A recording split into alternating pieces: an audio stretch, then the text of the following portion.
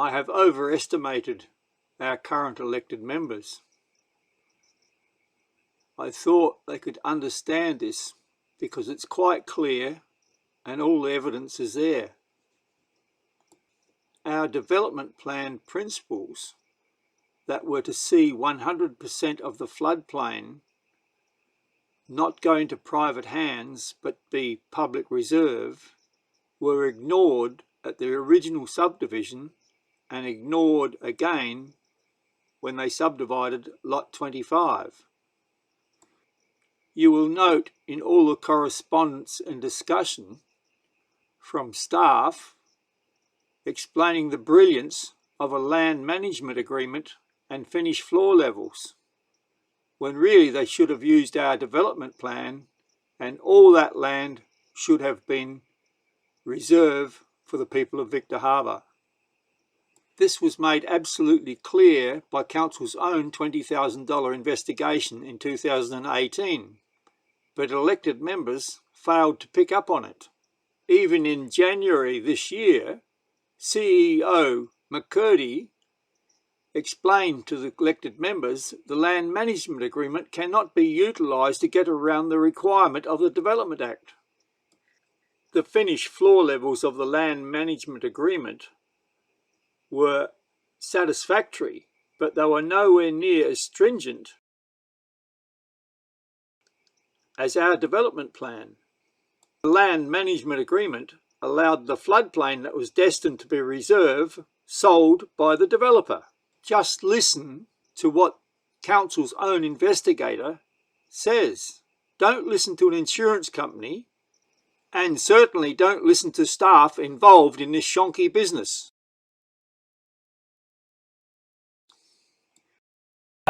You can see an engineering report that was provided. You can see correspondence going backwards and forwards between engineers, and engineers reporting that we can manage the outcomes. The focus was, and it quite often happens unfortunately, but the actual focus moved towards outcomes of developing the land rather than perhaps the principal question: should land be open space or allotment? In effect, despite the deficiencies with original approval, the land management agreements managed to ensure the sites can be developed. Ensured the site can be developed. This is one that undoubtedly will raise some debate. There is certainly a lot of correspondence on Council's file that talks about flood risk. There is information from the applicant's engineers, Tompkins, and then there's subsequent advices from Council's engineer, Conor Wagner, with Council staff interacting between the two, seeking information.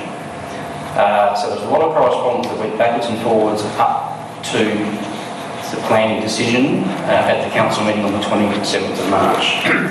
And a lot of that information was still coming in very, very late in the piece ahead of that meeting. I think one observation when you read the file goes back to almost day one with the Tonkin report. So I understand there's a lot of potential criticism of council and the like, but when you look at the Tonkin report, their criteria didn't have any reference to the development plan. Tonkins knew nothing of the development plan, and there was no correspondence about the development plan. It was all land management agreement. That detailed contour survey plan, ideally that would have been available to inform the planning decision. It helps the assessment of Principles 7, 9 and 19 in terms of defining the extent of the floodplain.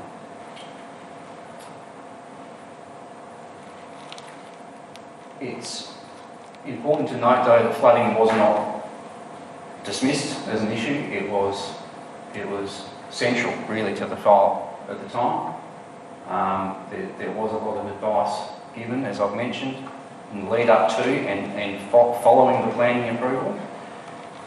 Again, I can see that the issue is that the focus of that engineering advice was not directed towards Principle 7 and 9 and Figure 4. The engineering advice and all the correspondence was directed at the land management agreement. He has just explained to you that the surveyor's floodplain map, which defined the extent of the floodplain, was not available.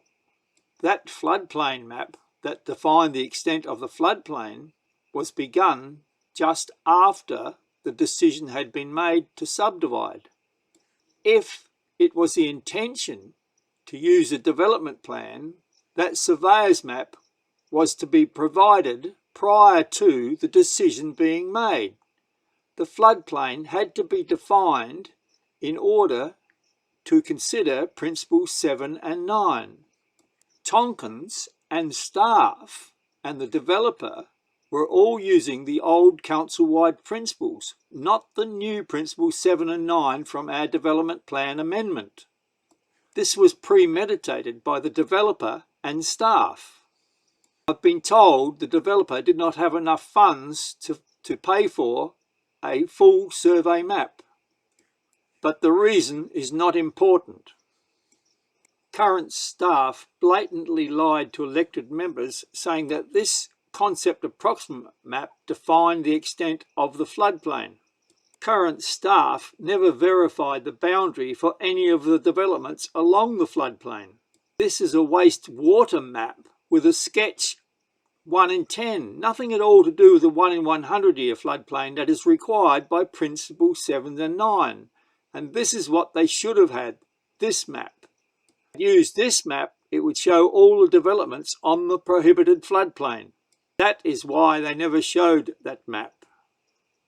Now you have all this information, and there is plenty more.